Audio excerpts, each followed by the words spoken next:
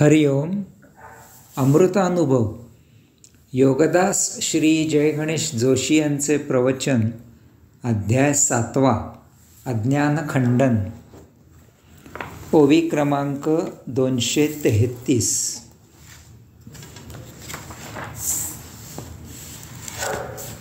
आणि निमित्त जे बोलावे ते येणे दिसोनी दावावे, देखिले तरी स्वभावे दृश्यही हा. अर्थात दृश्याला द्रष्टा निमित्त असल्यामुळे दृश्य व्यक्त आहे. यामुळे द्रष्टा स्वभावताच दृश्यही आहे. त्यालाच जोडून ओवी क्रमांक 234. म्हणोनी स्वयंप्रकाशायया आपणपे देखावया, निमित्त हा वाचोनिया नाहीच मा. अर्थात म्हणून हा द्रष्टा स्वयंप्रकाशी आहे. स्वतःला दर्शविण्यासाठी अन्य काहीच नसून तो स्वतःच स्वतःचे निमित्त होतो. द्रष्टा स्वतःला आणि दृश्याला असा दोन्हीलाही व्यापून आहे. येथे द्वैत नाही. दृश्य हा द्रष्ट्याचाच विस्तार आहे. येथे दुजे असे काहीही नाही. सर्व काही त्या एकाच अभिव्यक्तीचा विस्तार आहे.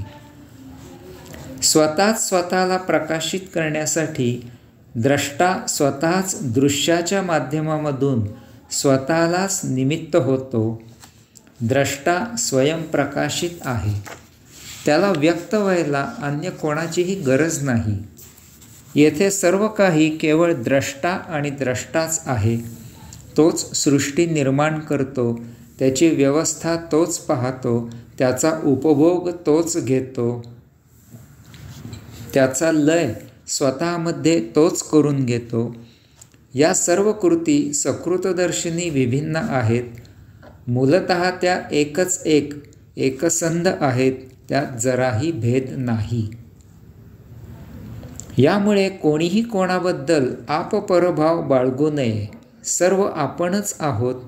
येथील प्रत्येक वस्तू, प्रत्येक गोष्ट एकमेकांना जोडलेली आहे. इतरांशी व्यवहार करताना तो स्वतःजवळच करत आहोत ही भावना बाळगावी. ही दृष्टी आली तर विश्वातील वैर दुरावा संपुष्टात येईल.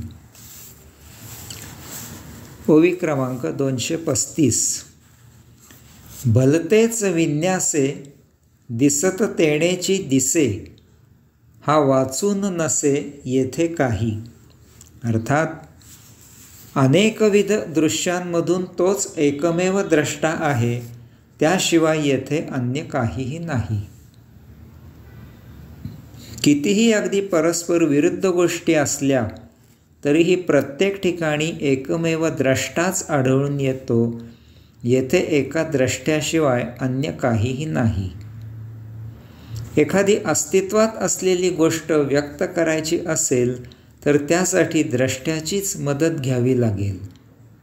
एखादी अस्तित्वात नसलेली गोष्ट व्यक्त करायची असेल तरीही द्रष्ट्याचीच मदत घ्यावी लागेल.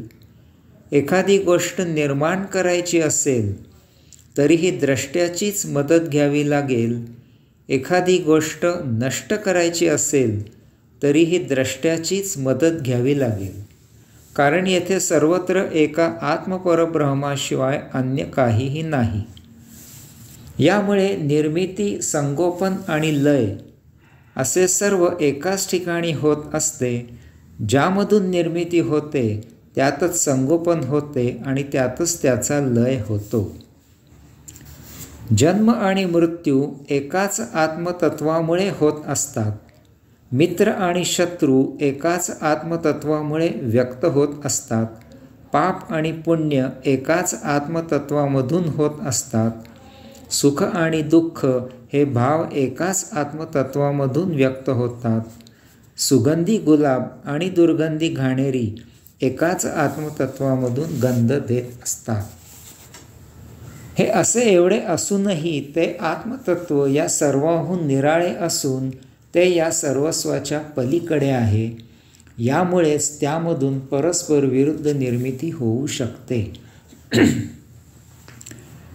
या ब्रह्मांडात अस्वीकार करण्यासारखे काहीही नाही. यास्तव जे जे होईल ते ते स्वीकारत या ब्रह्मांडाची लीला अनुभवणे इतकेच आपण करू शकतो. अंशात्म्याचे या सृष्टीत येण्याचे हेच एकमेव प्रयोजन आहे. हेच एकमेव ज्ञान असून अन्य अज्ञान आहे. अज्ञानाची कास धरली असता येथे फक्त सुखदुःखाचाच खेळ सुरू आहे. तथापि ज्ञानाची कास धरली असता येथे फक्त आनंद आणि फक्त आनंदाचीच लीला सुरू आहे. काय करायचे हा ज्याचा त्याचा प्रश्न आहे. ओवी क्रमांक 236.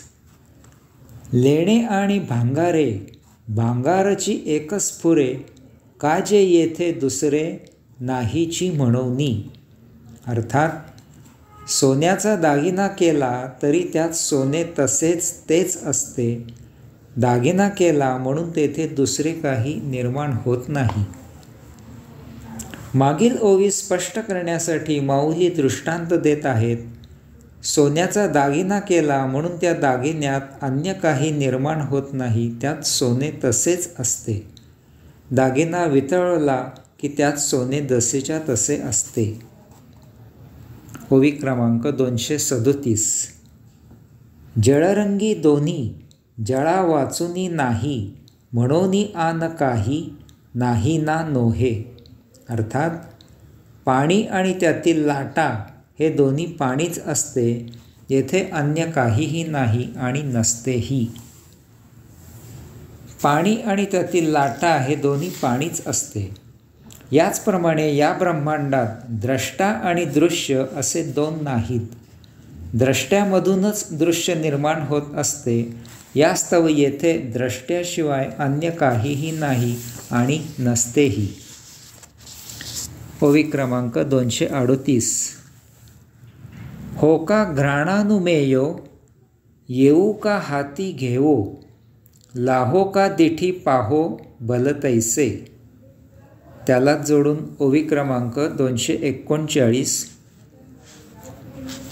परी कापुराच्या ठाई कापुरा वाचोनी नाही, तैसे रीती भलतेय याही हाची यया.